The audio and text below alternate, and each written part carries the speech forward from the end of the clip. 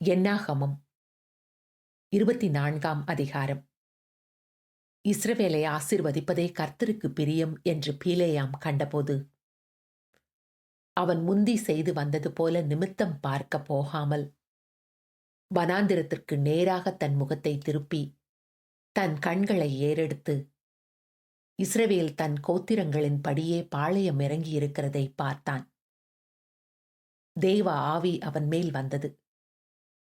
அப்பொழுது அவன் தன் வாக்கியத்தை எடுத்துரைத்து, பேயோரின் குமாரனாகிய பீலேயாம் சொல்கிறதாவது, கண் திறக்கப்பட்டவன் உரைக்கிறதாவது, தேவன் அருளும் வார்த்தைகளை கேட்டு, சர்வ வல்லவரின் தரிசனத்தைக் கண்டு, தாழ விழும்போது கண் திறக்கப்பட்டவன் விளம்புகிறதாவது, யாக்கோபே உன் கூடாரங்களும், இஸ்ரவேலே உன் வாசஸ்தலங்களும் எவ்வளவு அழகானவைகள்!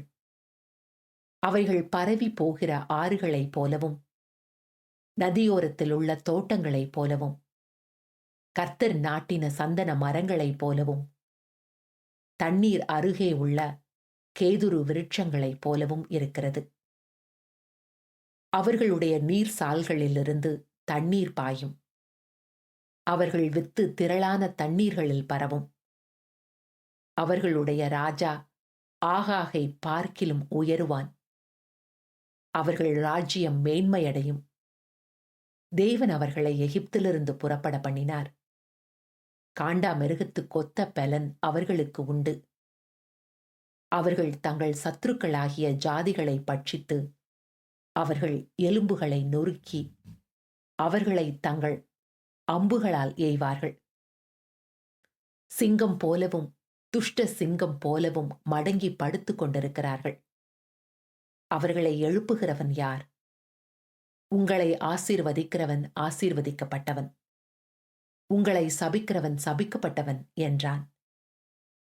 அப்பொழுது பாலாக் பீலேயாமின் மேல் கோபம் மூண்டவனாகி, கையோடே கைத்தட்டி பீலேயாமை நோக்கி, என் சத்துருக்களை சபிக்க உன்னை அழைத்தனுப்பினேன். நீயோ இந்த 3 முறையும் அவர்களை ஆசீர்வதிக்கவே ஆசீர்வதித்தாய். ஆகையால் உன் இடத்துக்கு ஓடிப்போ. உன்னை மிகவும் கனம் பண்ணுவேன் என்றேன். நீ கனமடையாத படிக்கு கர்த்தர் தடுத்தார் என்றான். அப்பொழுது பீலேயாம் பாலாக்கை நோக்கி, பாலாக் எனக்கு தன் வீடு நிறைய வெள்ளியும் பொன்னும் கொடுத்தாலும், நான் என் மனதாய் நன்மையாகிலும் தீமையாகிலும் செய்கிறதற்கு கர்த்தரின் கட்டளையை மீறக்கூடாது. கர்த்தர் சொல்லுவதையே சொல்வேன் என்று நீர் என்னிடத்திற்கு அனுப்பின ஸ்தானாபதிகளிடத்தில் நான் சொல்லவில்லையா? இதோ நான் என் ஜனத்தாரிடத்திற்கு போகிறேன். பிற்காலத்தில் இந்த ஜனங்கள் உம்முடைய ஜனங்களுக்கு செய்வது இன்னதென்று உமக்கு தெரிவிப்பேன் வாரும் என்று சொல்லி, அவன் தன் வாக்கியத்தை எடுத்துரைத்து, பேயோரின் குமாரன் பீலேயாம் சொல்லுகிறதாவது, கண் திறக்கப்பட்டவன் உரைக்கிறதாவது, தேவன் அருளும் வார்த்தைகளை கேட்டு, உன்னதமானவர் அளித்த அறிவை அறிந்து, சர்வ வல்லவரின் தரிசனத்தைக் கண்டு தாழ விழும்போது கண் திறக்கப்பட்டவன் விளம்புகிறதாவது, அவரை காண்பேன், இப்பொழுது அல்ல, அவரை தரிசிப்பேன், சமீபமாய் அல்ல. ஒரு நட்சத்திரம் யாக்கோபிலிருந்து உதிக்கும், ஒரு செங்கோல் இஸ்ரவேலிலிருந்து எழும்பும். அது மோவாபின் எல்லைகளை நொறுக்கி, சேத்து புத்திரர் எல்லாரையும் நிர்மூலமாக்கும். ஏதோம் சுதந்திரமாகும். சேயீர் தன் சத்துருக்களுக்கு சுதந்திரமாகும். இஸ்ரவேல் பராக்கிரமம் செய்யும். யாக்கோபிலிருந்து தோன்றும் ஒருவர் ஆளுகை செய்வார்.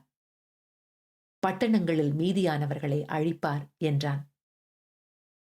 மேலும் அவன் அமலேக்கை பார்த்து தன் வாக்கியத்தை எடுத்துரைத்து, அமலேக்கு முந்தி எழும்பினவன், ஆனாலும் அவன் முடிவிலே முற்றிலும் நாசமடைவான் என்றான். அன்றியும் அவன் கேனியனை பார்த்து தன் வாக்கியத்தை எடுத்துரைத்து, உன் வாசஸ்தலம் அரணிப்பானது, உன் கூட்டை கன்மலையில் கட்டினாய். ஆகிலும் கேனியன் அழிந்து போவான். அசூர் உன்னை சிறைப்பிடித்துக் கொண்டு போக எத்தனை நாள் செல்லும் என்றான். பின்னும் அவன் தன் வாக்கியத்தை எடுத்துரைத்து, ஐயோ, தேவன் இதை செய்யும்போது யார் பிழைப்பார்? சித்தீமின் கரை துறையிலிருந்து கப்பல்கள் வந்து அசூரை சிறுமைப்படுத்தி ஏபேரையும் வருத்தப்படுத்தும். அவனும் முற்றிலும் அழிந்து போவான் என்றான். பின்பு பீலேயாம் எழுந்து புறப்பட்டு தன் இடத்திற்கு திரும்பினான். பாலாகும் தன் வழியே போனான்.